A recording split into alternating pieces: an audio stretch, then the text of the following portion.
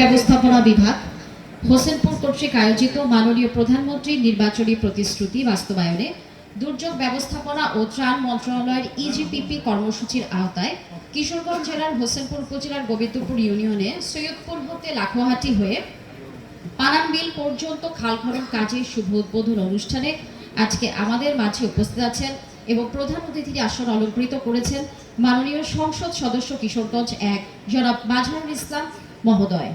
বিশেষ অতিথি হিসেবে আমাদের মাঝে উপস্থিত আছেন আমাদের অতিরিক্ত জেলা প্রশাসক সার্বিক জনাব নিজামের আহমদ স্যার।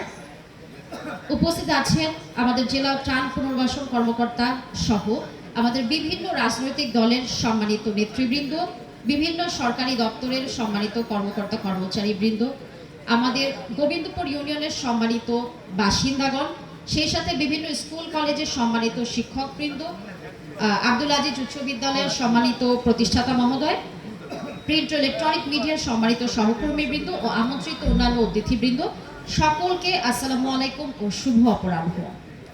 মাননীয় প্রধানমন্ত্রীর অগ্রাধিকার প্রকল্প হলো এই খাল খনন কর্মসূচি।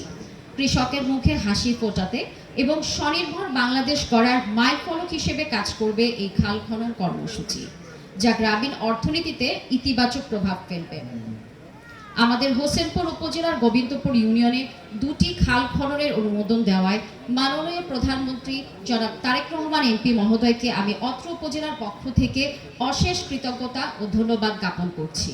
সেই সাথে মাননীয় এমপি মহোদয় সহ আমি সকলকে অনুরোধ করছি, আমাদের আজকের খাল খনন কর্মসূচির উদ্বোধনী কার্যক্রমটি শুরু হবে ফলক উন্মোচনের মাধ্যমে স্কুলের দক্ষিণ পশ্চিম পাশে।